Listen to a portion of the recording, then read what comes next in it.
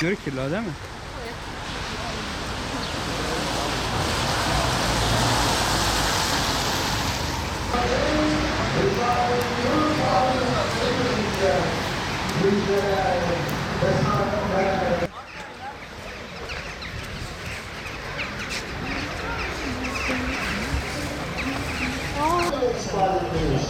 Hem bütün her asırda gelen demoslar ve iyiler kişilerinde sağlıklı göstermiş.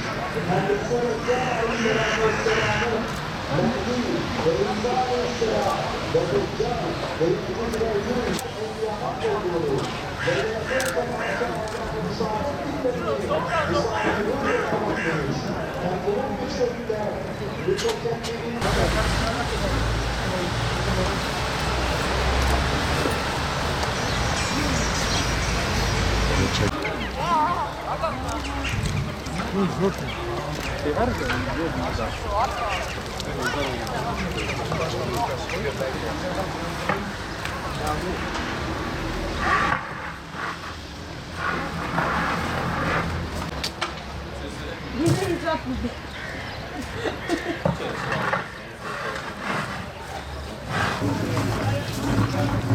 Güzel.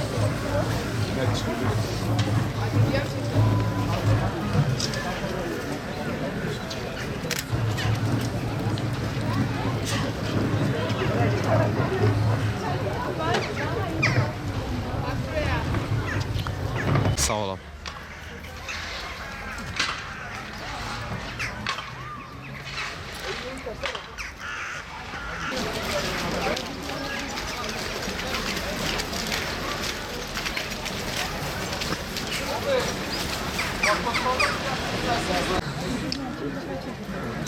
Sen gidebilirsin oluşum.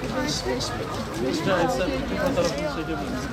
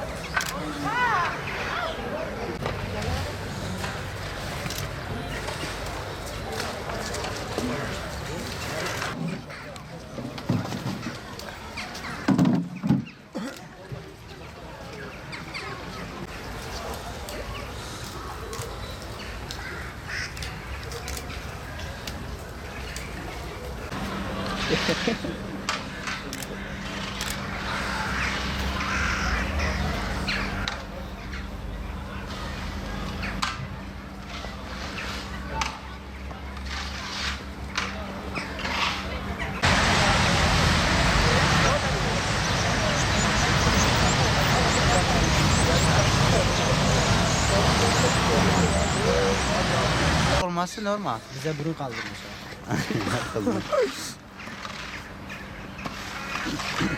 Evet.